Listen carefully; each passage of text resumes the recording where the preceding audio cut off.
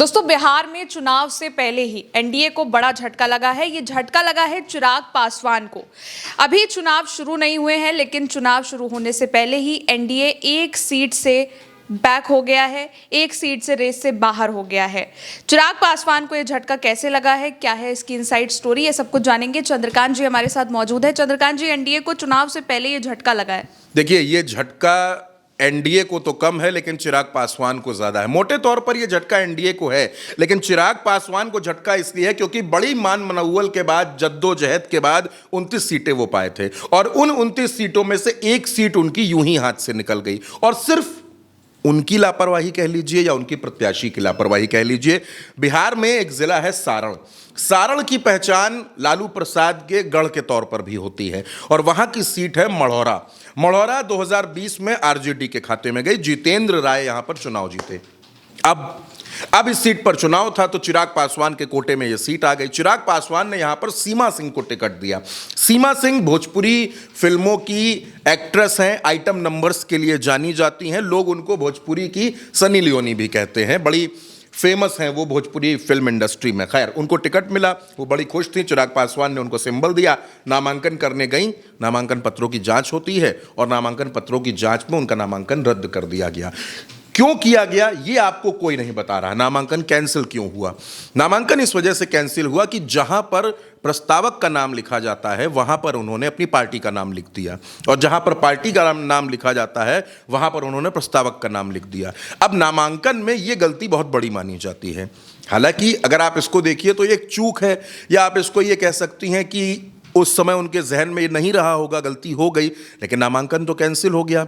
अब नामांकन कैंसिल हो गया, ये पहली खबर। दूसरी खबर, चिराग पासवान की प्रत्याशी उस सीट पर चुनाव नहीं लड़ पाएंगी। अब वहां मुकाबला है महागठबंधन के जो प्रत्याशी हैं, आरजेडी के प्रत्याशी हैं जितेंद्र, और वहां पर जो जनसुराज के प्रत्याशी हैं उनके बीच अब मुकाबला है। ये पूरा मुकाबला उन दोनों लोगों के बीच चलेगा, लेकिन चिराग पासवान सीधे तौर पर एक सीट से कमजोर, एक सीट से रेस से बाहर हो गए, ये खबर है। अब इसके अंदर के पहलू पर आते हैं। नीतीश कुमार, वो नीतीश कुमार जो बिहार के मुख्यमंत्री हैं, उन नीतीश कुमार और चिराग पासवान की जो अदावत है वो किसी से छिपी नहीं है। लोग ये कह रहे हैं कि नीतीश कुमार बड़े खुश हैं कि चिराग पासवान को ये झटका लग गया है, क्योंकि आपको याद होगा जब अमित शाह ने ये बयान दिया, अमित शाह ने कहा कि मुख्यमंत्री का फैसला चुनाव परिणाम के बाद एनडीए के विधायक बैठकर तय करेंगे। इस बयान का सबसे पहले सपोर्ट कर दिया चिराग पासवान ने। जीतन राम मांझी इसके खिलाफ थे। जीतन राम मांझी ने कहा कि नहीं, मुख्यमंत्री का ऐलान तो अभी हो जाना चाहिए। नीतीश कुमार भी बार बार ये कह रहे थे कि मुख्यमंत्री का ऐलान करने में क्या परेशानी है, लेकिन बीजेपी क्लियर थी कि मुख्यमंत्री का ऐलान नहीं करना है, चुनाव के बाद करना है। उसके पीछे की क्या कहानी है वो आप भी समझ रही हैं और दर्शक भी समझ रहे हैं। लेकिन चिराग पासवान ने जब उस बयान का सपोर्ट किया और उसके फौरन बाद अमित शाह चिराग पासवान के घर पहुंच गए, तो नीतीश कुमार को इस बात का एहसास हो गया कि चिराग, भारतीय जनता पार्टी, ये दोनों मिलकर उनको निपटाने की कोशिश कर रहे हैं।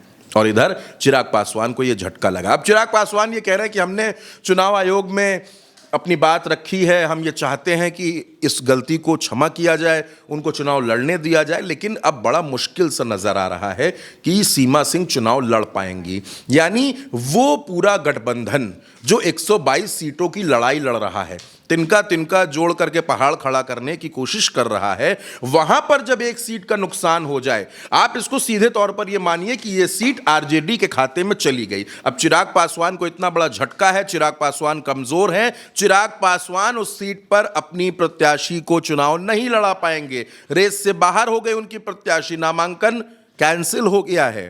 तो यह झटका एनडीए के लिए भी है, चिराग के लिए भी है, लेकिन इससे अगर कोई खुश है तो वो नीतीश कुमार हैं, क्योंकि बीजेपी को ऐसा लगता है कि अगर नीतीश कुमार को हम अपने से अलग करते हैं।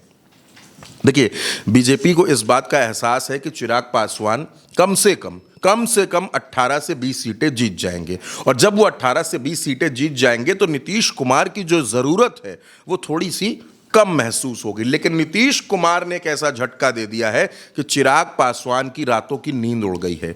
आप सोचिए, अभी वोट नहीं पड़े, नामांकन खत्म हुआ है पहले चरण का, और उसके बाद चिराग पासवान को यह झटका, उनकी पार्टी को यह झटका लगा है। तो ये जो माहौल बिहार का चल रहा है, ऐसा नहीं है कि बिहार में सब कुछ ठीक चल रहा है। बिहार में एनडीए कई धड़ों में बटा हुआ है।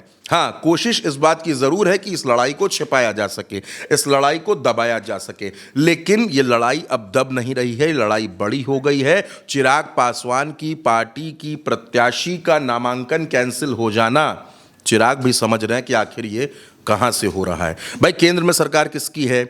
एनडीए की चल रही है। राज्य में किसकी चल रही है? नीतीश मुख्यमंत्री हैं, यहां सरकार में भागीदारी है और ये सारी चीजें हो रही हैं। तो इसका मतलब साफ है कि एनडीए की जो लड़ाई है वो खुलकर सामने आ गई है और ये जो झटका लगा है गौरी, ये झटका बहुत बड़ा है।